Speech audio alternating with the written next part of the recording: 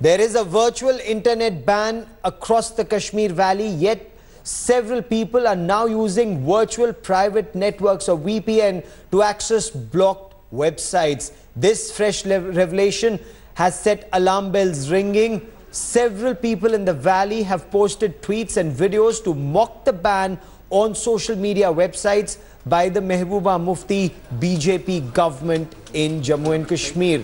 Now, more than 24 social media sites, including Facebook, Twitter, YouTube, WhatsApp, continue to remain banned amid growing unrest in the valley. Meanwhile, the manner in which Kashmiris have defied the latest ban has left the government looking for fresh answers. Union Information and Technology Minister Ravi Shankar Prasad told India Today there is a serious issue of abuse of social media to foment trouble, and the government is now looking for ways to ensure that social media is not used to foment trouble in the Kashmir Valley. It is actually very, very easy because the knowledge about proxies, knowledge about VPNs, it's quite common nowadays.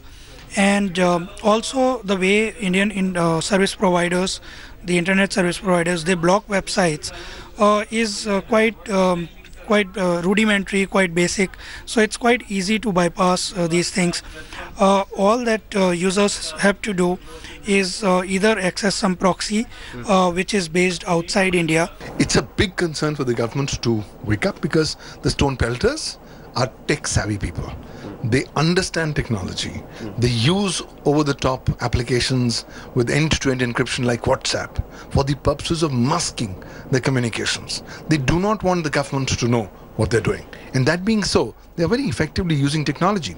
So time has come where the government of India now needs to strengthen the entire legal frameworks pertaining to intermediary liability. After all, it is not a government decision. It was a mission because of joint council of the forces, the police and the administration. Surely there was a serious issues of abuse of social media to foment trouble. Terrorists exported from Pakistan are killing our soldiers and our policemen on a daily basis. Does this government have any policy, direction or way forward in tackling terrorism as also tackling attacks coming from Pakistan? When a government cannot even impose a simple restriction of shutting down internet, how will it fight terrorism in Pakistan is the moot question that people of this country want to know.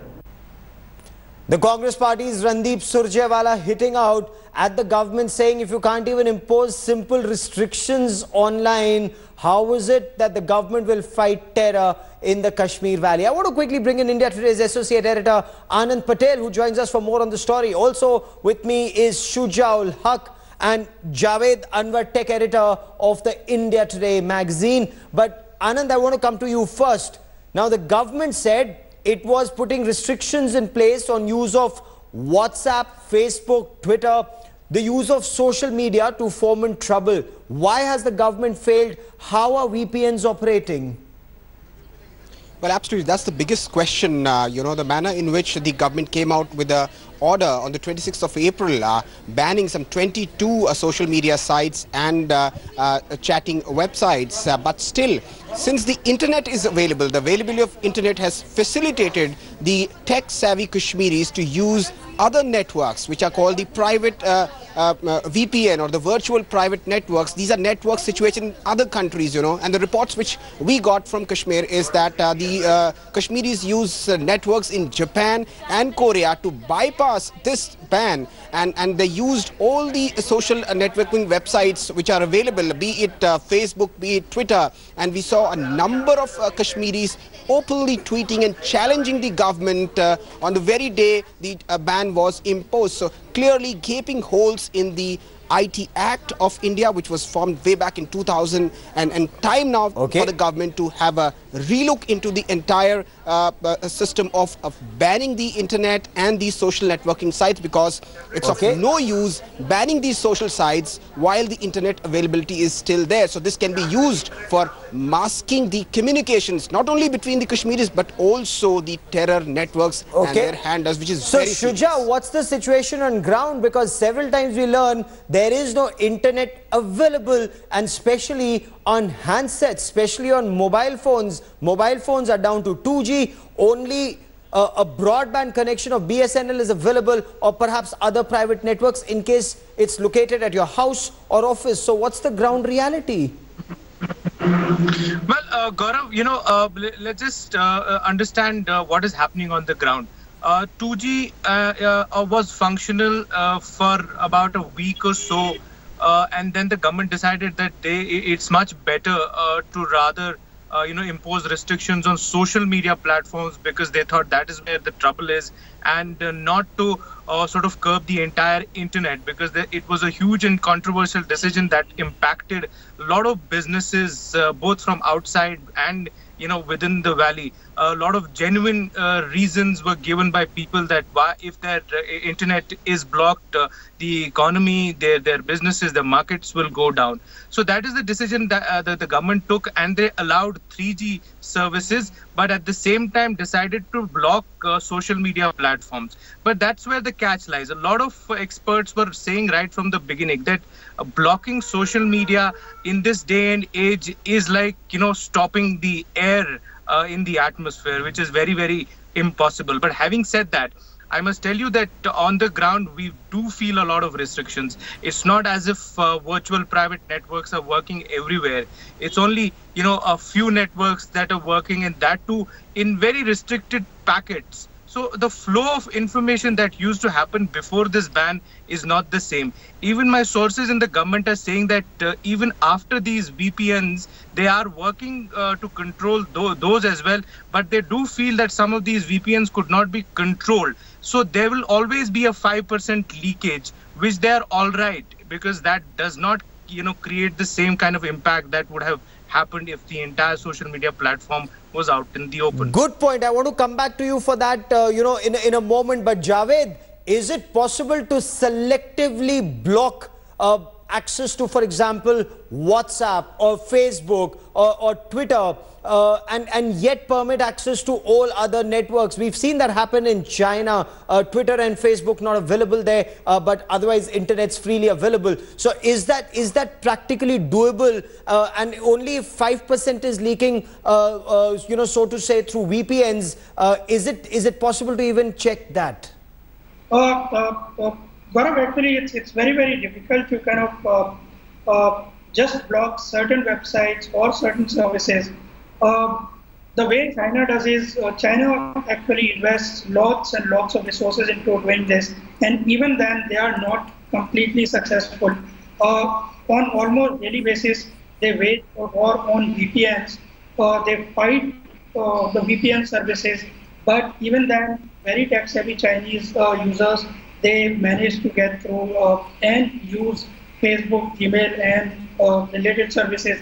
Actually, even the Western travelers who often go to China, they already install. Before going to China, they install VPNs. Then they go there, and again they can use Gmail and Facebook and other services. So it's very, very difficult. In a way, it does disrupt some flow of information, because it makes it difficult to access certain websites. But if there are tech-savvy users, then they can do it. So what's the impact? And I want to come to Shuja for that in just a moment. Gentlemen, stay with me.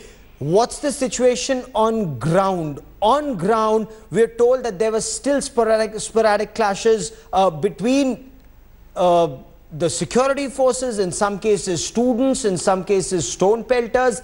Hurriyat Hawk, Sayyid Ali Shah Gilani, and he's made this bizarre statement. His own children, well educated, well settled. His grandchildren, well educated, well settled across India and the world. But now he's telling Kashmiris, especially those Kashmiris who are not very well off, he's telling them not to send their children to army goodwill schools, because according to him, they will learn a culture which is different from what he wants them to learn. So is the only culture he wants them to learn stone pelting, because army is actually enabling children to crack the IIT JEE exams or win gold medals like Tajamul Islam?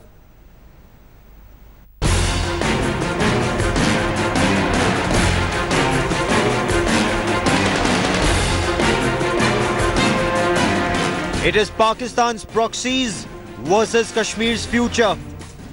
The valley is in their vile grip. On the target are women, children, and India's paradise singed by another summer of Pakistan-sponsored hate.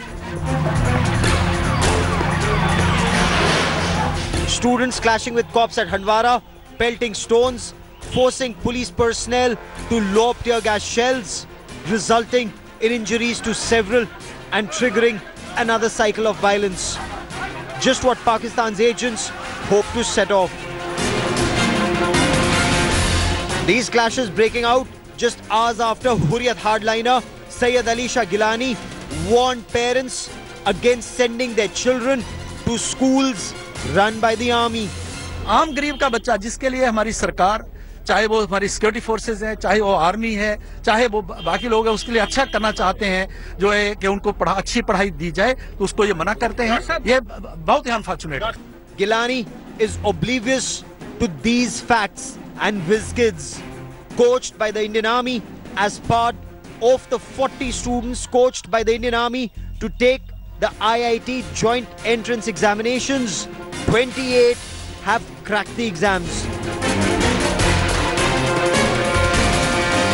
Perhaps Sayyid Ali Shah Gilani has forgotten the case of Tajamul Islam, who went on to become the world kickboxing champion at the tender age of 8.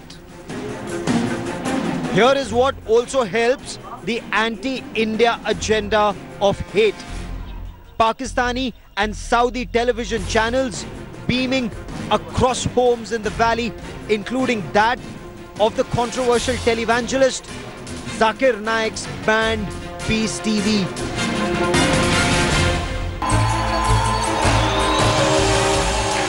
Pakistan, its proxies, terror groups and their overground workers are working together to stoke hatred against India. Perhaps Pakistan is deaf to cries in its own backyard. Students in Pakistan-occupied Kashmir's Hajira College seeking azadi from Pakistan's barbaric rule in Pakistan-occupied Kashmir. With Shujaul Haq in Srinagar, Bureau Report, India Today. Shuja, is the state government taking any action against these local cable networks showing Pakistani and Saudi channels spewing venom and Zakir Naik's Peace TV?